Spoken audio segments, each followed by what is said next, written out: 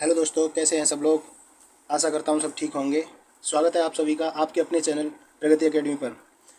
और जो भाई बहन हमारे चैनल पर हमारी वीडियो को पहली बार देख रहे हैं वो वीडियो को प्लीज़ सब्सक्राइब कर लें, ताकि हमारी हर वीडियो सबसे पहले आप तक पहुँच सके। और साथ ही साथ वीडियो को शेयर भी कर दूँ। आज का हमारा टॉपिक है हिंदी में। हमने लगातार हिंदी जब से चालू किया है उसमें 12 क्लास आपकी कंप्लीट हो गई हैं। आज 13वीं क्लास है और न्यू टॉपिक है सामान्य हिंदी का अविकारी और विकारी शब्द, यानी अविकारी या अव्यय शब्द। जिन शब्दों में लिंग, वचन, कारक, काल तथा पुरुष जिन शब्दों में लिंग, वचन, कारक, काल तथा पुरुष आदि के कारण कोई परिवर्तन, विकार यानी परिवर्तन को ही विकार कहते हैं, परिवर्तन या विकार नहीं होता, उन्हें अविकारी या अव्यय शब्द कहते हैं। यानी कोई चेंजिंग नहीं होती है। ठीक है। किसके? जिन शब्दों में लिंग, वचन, कारक, काल यानी काल, समय तथा पुरुष आदि के कारण कोई परिवर्तन यानी विकार नहीं होता, उन्हें अविकारी या अव्यय शब्द कहते हैं। ठीक है दोस्तों, आगे चलते हैं। ये चार प्रकार के होते हैं। पहला होता है क्रिया विशेषण, और दूसरा होता है संबंध बोधक, तीसरा होता है समुच्चय बोधक, और चौथा होता है विस्मयादि बोधक। तो इनके हम एक एक करके प्रकार पढ़ेंगे और आराम से पढ़ते जाएंगे, कोई जल्दबाजी नहीं है। जब तक समझ में ना आए आपको मैं समझाता रहूँगा। जैसे क्रिया विशेषण, तो सबसे पहले यहाँ एक बात आती है कि विशेषण मैंने पिछली क्लास में पढ़ाया था। विशेषण क्या होता है?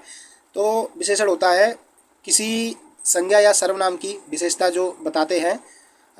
जो शब्द किसी संज्ञा या सर्वनाम की विशेषता बताते हैं उन्हें विशेषण कहते हैं। ये विशेषण की आपकी डेफिनेशन है। ठीक है। इसमें जो है क्रिया विशेषण क्या है? जो शब्द क्रिया की विशेषता बताते हैं, क्या कहते हैं? जो शब्द क्रिया की विशेषता बताते हैं उन्हें क्रिया विशेषण कहा जाता है। ठीक है। क्रिया विशेषण चार प्रकार के होते हैं। पहला होता है कालवाचक क्रिया विशेषण, स्थानवाचक क्रिया विशेषण, रीतिवाचक क्रिया विशेषण, परिमाणवाचक क्रिया विशेषण। ठीक है। तो पहला लेते हैं हम कालवाचक क्रिया विशेषण। तो इसमें देखते हैं जो क्रिया विशेषण शब्द क्रिया के समय को बताते हों कालवाचक क्रिया विशेषण कहलाते हैं। देखिए यहाँ पे क्या है, आप इसके नाम से ही पकड़ लेंगे। काल यानी समय। तो इसमें जो शब्द समय बताएगा तो वो कालवाचक क्रिया विशेषण कहलाएगा। जो शब्द समय को बताएगा वो कालवाचक क्रिया विशेषण कहलाएगा। जो क्रिया विशेषण शब्द क्रिया के समय को बताते हैं, जो क्रिया विशेषण शब्द क्रिया के समय को बताते हैं हों कालवाचक क्रिया विशेषण कहलाते हैं। जैसे अब इसमें समय जैसे कौन सा समय है? आज, कल, परसों, सुबह, शाम, अभी, तुरंत, रात भर, दिन भर, आजकल, हर बार, कई बार, प्रतिदिन। अब इसमें आप सोच रहे होंगे कि प्रश्न किस तरीक़ा से आता है, तो मैं आपको बता दूं। परीक्षा में इस तरह का एक सेंटेंस देगा और उसमें पूछेगा कि कालवाचक क्रिया विशेषण कौन सा है, निम्नलिखित में से कालवाचक क्रिया विशेषण कौन सा है? तो देखिए, राहुल हर बार परीक्षा में फेल हुआ था। तो ये समय बताया जा रहा है, ये वाला जो समय है हर बार, तो इसका मतलब है कि ये कालवाचक क्रिया विशेषण है। स्थानवाचक क्रिया विशेषण, इसका दूसरा है स्थानवाचक क्रिया विशेषण। तो जो क्रिया विशेषण शब्द क्रिया के स्थान को बताते हैं, जो क्रिया विशेषण शब्द क्रिया के स्थान को बताते हैं स्थानवाचक क्रिया विशेषण कहलाते हैं। देखिए यहाँ पे क्या है? स्थानवाचक क्रिया विशेषण। यहाँ पे क्या है? एक स्थान बताया जाएगा, ठीक है, कि अंदर है या बाहर है या भीतर है, हर तरफ है। तो इस तरह के जो शब्द आएंगे वो स्थानवाचक क्रिया विशेषण कहलाएंगे। देखिए यहाँ नाम से ही आप पकड़ सकते हैं, इसमें कोई दो राय नहीं है, इसे नाम से पकड़ेंगे, स्थानवाचक क्रिया विशेषण। तो ये जो विशेषता है वो स्थान की बताई जाएगी इसमें, इसीलिए इसका नाम पड़ा है स्थानवाचक क्रिया विशेषण। इससे पहले हमने बताया आपको कालवाचक क्रिया विशेषण, उसमें काल यानी समय, समय की विशेषता बताई जाती है, यानी समय बताया जाता है, तो उसमें कालवाचक क्रिया विशेषण। और इसकी डेफिनेशन हमने आपको बता दी है, जो क्रिया विशेषण शब्द क्रिया के स्थान को बताते हैं स्थानवाचक क्रिया विशेषण कहलाते हैं। ठीक है, जैसे जैसे देखेंगे यहाँ, यहाँ क्या है, ये एक स्थान है, वहाँ, बाहर, भीतर, ऊपर, नीचे, इधर उधर, दाएं बाएं, हर तरफ आदि। तो इसमें आप क्वेश्चन आप सोच रहे हो कैसे बनेगा, तो क्वेश्चन बनेगा कि पूछ लेगा कि स्थानवाचक क्रिया विशेषण निम्नलिखित में से नहीं है या है। नेगेटिव पूछेगा तो नेगेटिव बताएंगे, पॉजिटिव पूछेगा तो आप पॉजिटिव बताएंगे। बच्चे कक्षा के बाहर खाना खा रहे थे, बच्चे कक्षा के बाहर खाना खा रहे थे। तो अब यहाँ पे बताया गया है स्थान, कहाँ खा रहे थे, बाहर खा रहे थे, तो ये आपका स्थानवाचक क्रिया विशेषण कहलाएगा।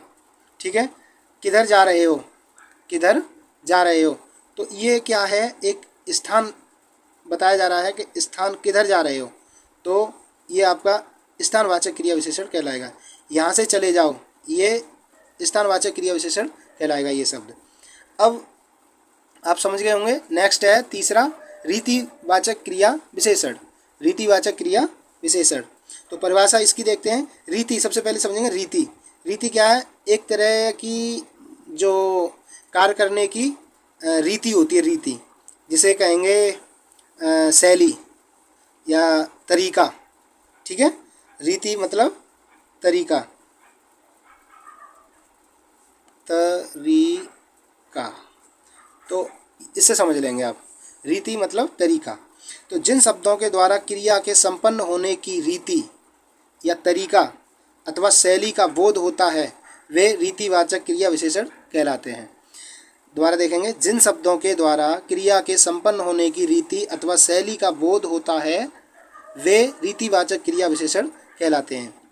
जैसे इसमें ये शब्द आएंगे, ऐसे, कोई कार्य ऐसे करो, वैसे करो, कैसे करें, धीरे, अचानक, कदाचित, अवश्य, इसलिए, तक, सा, तो, हाँ, जी, यथासंभव, शायद, संभव है, ज़रूर, अतएव, और इसलिए, किस लिए, क्योंकि, नहीं, मत, कभी नहीं, कदापि नहीं, इत्यादि या आदि है, आदि। इसका क्वेश्चन इस तरह से बनेगा, एक सेंटेंस दे देगा और पूछेगा कि इसमें रीतिवाचक क्रिया विशेषण कौन सा है। तो ये सेंटेंस देखिए, धीरे धीरे चलिए, धीरे धीरे चलिए, तो ये जो धीरे धीरे है यही आपका रीतिवाचक क्रिया विशेषण कहलाएगा। अगला है, संभव है कि वह आए, संभव है कि वह आए, तो ये जो संभव शब्द है ये आपका रीतिवाचक क्रिया विशेषण कहलाएगा। अगला है परिमाणवाचक क्रिया विशेषण। परिमाण क्या है यहाँ पे, मात्रा, परिमाण यानी मात्रा। ठीक है, मात्रा, तो जो शब्द क्रिया की मात्रा बताते हैं उन्हें परिमाणवाचक क्रिया विशेषण कहते हैं। जो शब्द क्रिया की मात्रा बताते हैं उन्हें परिमाणवाचक क्रिया विशेषण कहते हैं। जैसे अधिक, ये देखिए, अधिक, जरा, सा, भारी, बहुत, कम, थोड़ा, और ज़्यादा, केवल, पर्याप्त, बस, बराबर, बूंद बूंद आदि। तो ये क्या है, क्रिया की एक मात्रा बताते हैं। तो आप लोग नोट करते जाएं, साथ के साथ नोट बना लेंगे तो अच्छी बात है। और मैं अपने टेलीग्राम चैनल पे आपको ये नोट्स PDF बना के भेज दूंगा। तो जो बच्चे अगर साथ के साथ नोट नहीं कर पाएँ तो वो वहाँ से मेरे टेलीग्राम से इसे जो है PDF को प्राप्त कर सकते हैं। तो प्रगति एकेडमी के नाम से टेलीग्राम चैनल पे आपको ये PDF मिल जाएगी। ठीक है, चलिए हैं, हमने जो चारों प्रकार थे वो पढ़ लिए हैं। अब आपका नेक्स्ट आता है संबंध बोधक। ठीक है, ये संबंध बोधक जो है एक क्या है कि संयोग का बोध कराता है। सर्वनाम के साथ एक संयोग का बोध कराते हैं, इसीलिए इसे संबंध बोधक कहते हैं।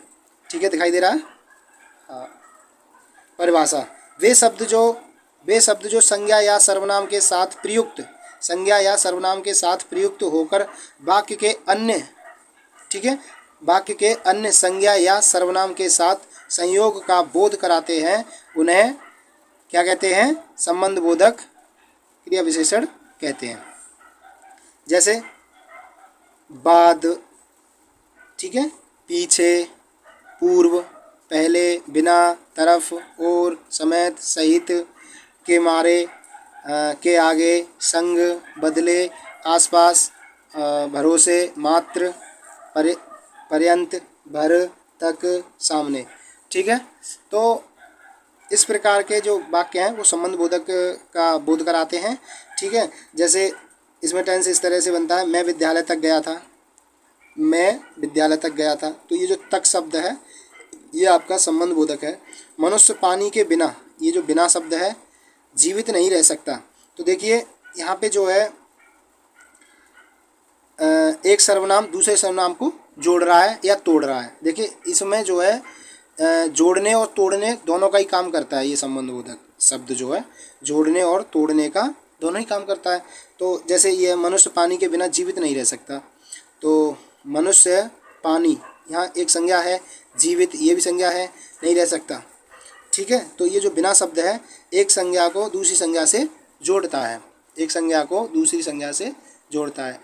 ठीक है, और वह दर्द के मारे कराह रहा था, दर्द के मारे कराह रहा था। तो ये जो मारे शब्द है, के मारे, ये आपका संबंध बोधक है। अब आता है समुच्चय बोधक। ठीक है, तो इसकी परिभाषा है जो शब्द शब्दों या वाक्यों, शब्दों या वाक्यों या वाक्यांशों, यहाँ पे जो है वाक्यों को पहले ले लेंगे और वाक्यांशों को वाक्य के बाद। ठीक है, जो नोट्स बनाए तो इतना ध्यान रखें, ये जो वाक्यांश है ये पहले आ जाएगा और वाक्य बाद में। तो जो शब्द है, शब्द के बाद में वाक्यांश आएगा, वाक्यांश के बाद में वाक्य आएगा। इस तरह से आप इसको एक क्रम से लगा लेंगे। को आपस में जोड़ने या अलग करने का काम करते हैं, उन्हें समुच्चय बोधक कहते हैं।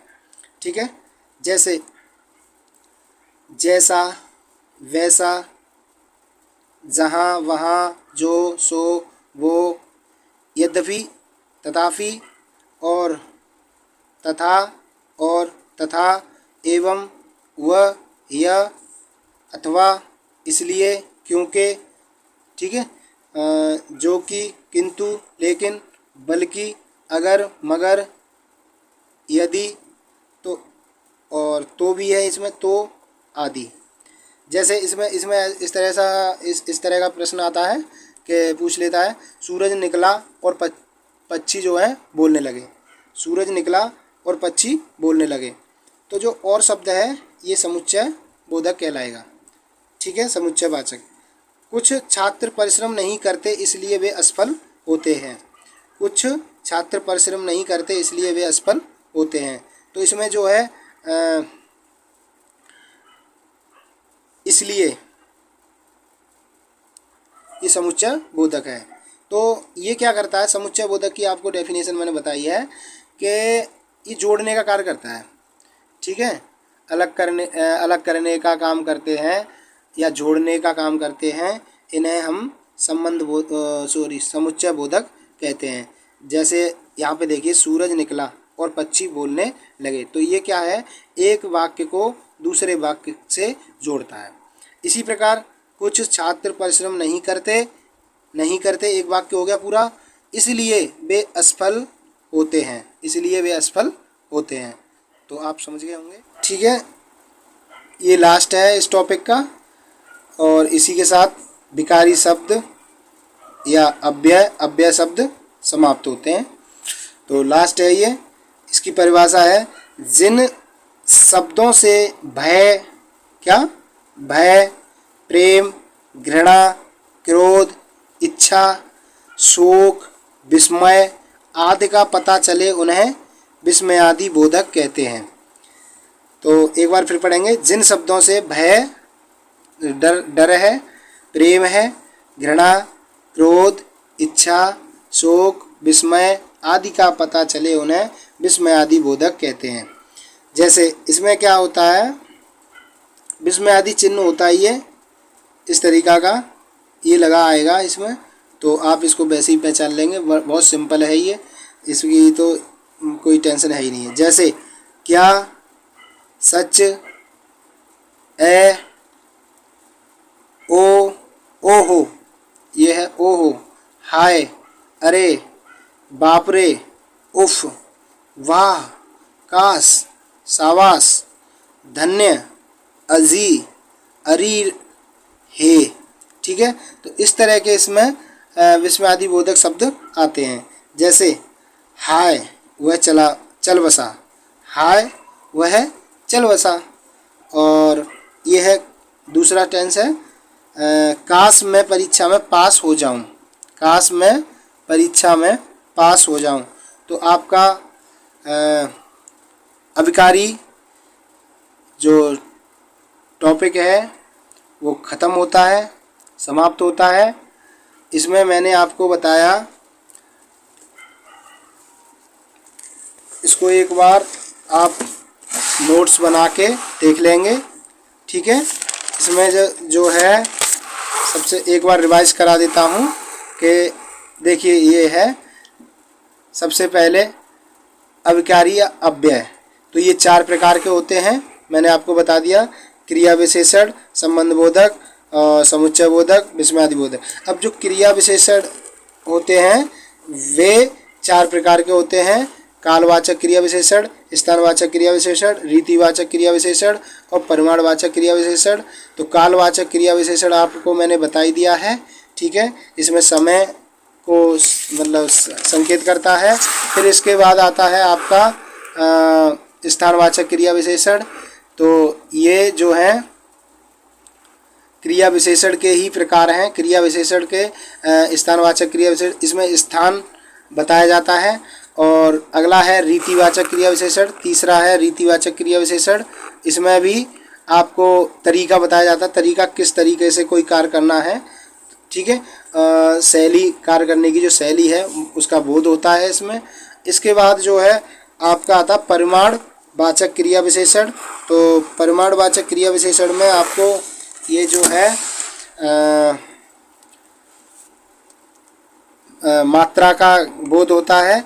ठीक है, तो इसको मात्रा का देख लेंगे एक बार, मैंने करा दिया है ढंग से। और फिर आता है आपका नेक्स्ट, ये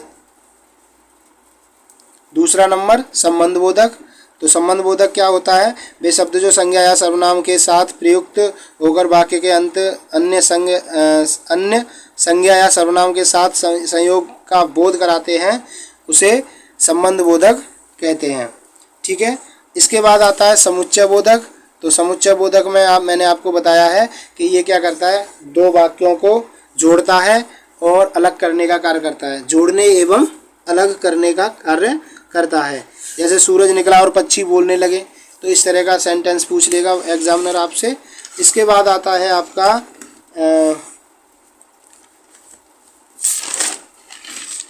विस्मयादि बोधक। तो विस्मयादि बोधक में मैं बताया आपको, इसमें जो है जैसे ये जो एक तो इसका सिंबल होता है, तो इस तरह का ये बना देता है, इससे आपकी पहचान हो जाती है। ठीक है, हाँ, तो जैसे ये आएगा आपका हाय वह चल बसा। तो इस तरह के अगर परीक्षा में पूछता है तो आप बता देंगे, कोई दिक्कत नहीं है। और इसी के साथ ये टॉपिक समाप्त होता है। अगर वीडियो पसंद आए तो लाइक और शेयर एवं कमेंट में ये बताएं कि वीडियो कैसी लगी, और आगे वीडियो इसी तरह से हम बनाते रहेंगे और आप लोगों का प्यार इसी तरह मिलता रहेगा। तो हम पूरा सिलेबस कवर कराएंगे, ये मैथ भी कराएंगे, रीजनिंग भी कराएंगे, और बिल्कुल फ्री ऑफ कॉस्ट हमें कोई जो है तैयारी के लिए आप हमारे चैनल पे बने रहेंगे, ठीक है। एक पैसा नहीं चाहिए हमें, बस हमें आपका प्यार चाहिए। तो जो चैनल पे भाई बहन नए हैं वो चैनल को सब्सक्राइब कर लें और वीडियो को शेयर कर दें। तो नमस्कार, जय हिंद, वंदे मातरम। फिर मिलते हैं अगली वीडियो में।